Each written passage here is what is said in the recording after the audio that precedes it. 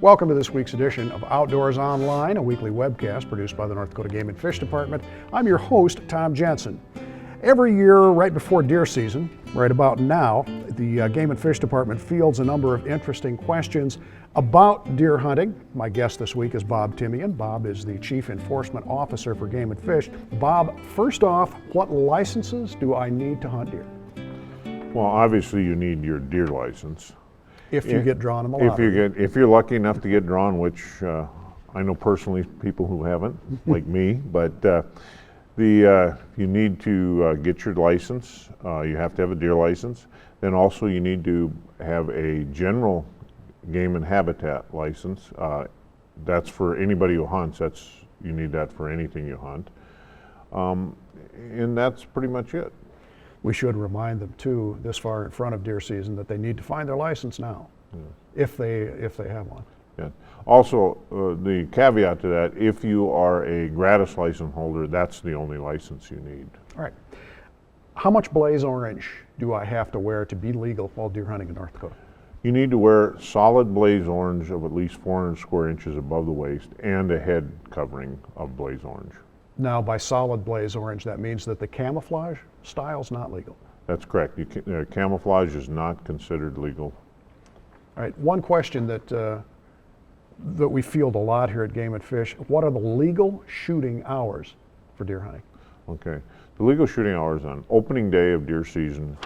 The season starts at noon Bismarck time, and so that means like if you're in anywhere in the state, it's noon. When it's noon in Bismarck, the season opens. Now, if you're in Dickinson, which is on Mountain Time, that would be 11 o'clock in Dickinson, but it's noon Bismarck time. After opening day, it is 1/2 hour before sunrise to 1/2 hour after sunset. Bob, one of the most frequent questions we get asked here at Game and Fish is about hunting and or driving on section lines. Section lines by state law, and this isn't a Game and Fish law, it's just a general state law, that section lines, unless officially closed, are open to public ingress and egress. But that does not necessarily mean you can automatically hunt off of those lines. They still belong, in most cases, belong to the adjacent landowners, and if the land is posted, it's not open to hunting unless you have permission, but you can use them for ingress and egress. Basically, just like driving on a normal county road, that if it's posted on either side of the road, you can't hunt it, you can't hunt the ditches, correct? That's correct, unless the county should own the roadway, but as long as the property is still owned by a private landowner, he has the right to post it. Can I drive off trail to retrieve down game on private property? Yes, you're allowed to drive off trail to retrieve your game on private property, unless the property owner says you cannot be on it, cannot do that. He still can require that you not do that on his personal property. All right, there are different regulations for public land? Yes, different public land, there's different regulations, but there again, it's always back to the landowner. The state law allows it, but the particular landowner, in the case of, like, say, the National Grasslands, which is managed by the U.S. Forest Service, they do not allow off-trail for retrieval. So make sure if you're on somebody's property that you know what their particular rules are. When can't I drive off trail? Well, let's put it this way, Tom. When you're hunting big game, the only time you can drive off trail is to retrieve your game. And then that should be, and that is unless, if you're driving on private property, that the landowner says, no, I don't want you driving out there. What are the rules, Bob, on retrieving a wounded animal from posted land? Okay. Under state law, if you shoot an animal where you have a legal right to be, and it goes into somebody's posted property that you don't have permission, you are allowed to retrieve it. However, you cannot continue hunting. It's retrieval only. So that means no gun, no hunting. However, we do suggest, in the interest of sportsman landowner relations, that that you try to contact the person who posted the property prior to going in there and let him know that you wounded an animal and it went down in his property and you just want to retrieve it. You may be surprised. That person may give you permission to even hunt in there, but contact him first. And if the person is adamant that you do not go on his property to retrieve his game, contact the local game warden to see if we can help resolve the issue. Can I use a bow to fill my gun tag, or can I use a gun to fill my bow tag?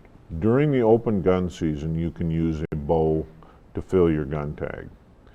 However, you can never use a gun to fill your bow tag. If you have an archery tag, you can only use legal archery equipment to fill that tag. There seems to be a little bit of confusion, and it comes up every year, Bob, about the rule on hunting within 440 yards of a building.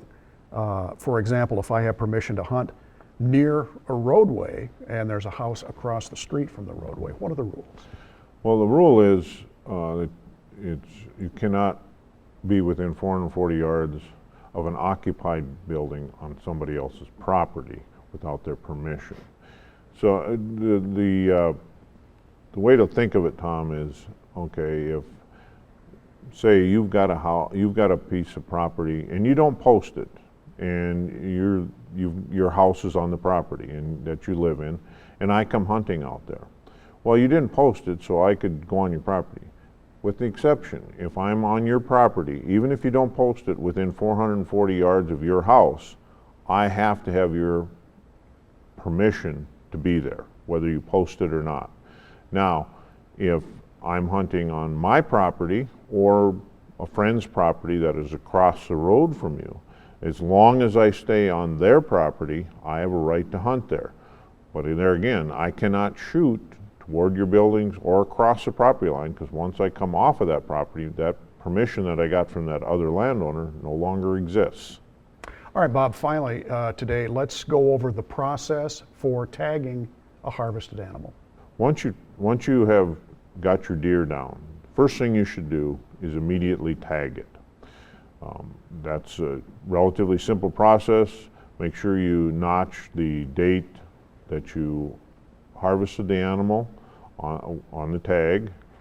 Then for a doe, you place the tag through a slit in the ear, and for a buck, you take the sticky backing off and place it around one of the antlers. I know for many years people used to go around the tendon on the leg of a doe. They're not supposed to do that anymore? Yeah, it's the ear on the doe, antler on the buck. All right. The tag system changed a little bit over the course of the last few years, and now there are actually 3 pieces to the tag, right? Yes, several years back we did change the tag at basically the request of sportsmen. And the tag consists of the license portion, which goes on your the license you're issued by the department, the paper copy, the tag, which goes on the animal itself, and what's called the carcass tag. The carcass tag portion remains with the meat. Say you take the head to a taxidermist, that's got the regular tag, which everybody's familiar with, on the antler. The carcass tag would then go with the meat to the butcher shop. Most of all, Bob, common sense goes a long ways during deer season to staying safe, correct? Stay safe, have a good hunt. All right, thanks, Bob. Here are a few suggestions to help you get ready for the firearms deer season, which starts at noon on Friday, November 6th and ends on Sunday, November 22nd. First off, find your license now. Don't wait until the last minute. If you realize you can't find it now, you can still get a replacement license by contacting Game and Fish. Second, familiarize yourself with all the rules and regulations pertaining to the deer season. Read the proclamation and make sure you understand the do's and don'ts for hunting deer in North Dakota. Make sure you know how to properly tag your harvest if you're successful. There are proper ways to tag a doe and a different way to tag a buck. And also make sure you know the rules about transporting your deer, or if you're going to transport an animal for someone else. And most of all, this season, be safe. For Chief Warden Bob Timian and the rest of the staff here at North Dakota Game and Fish, thanks for joining us for Outdoors Online. We'll see you again next week.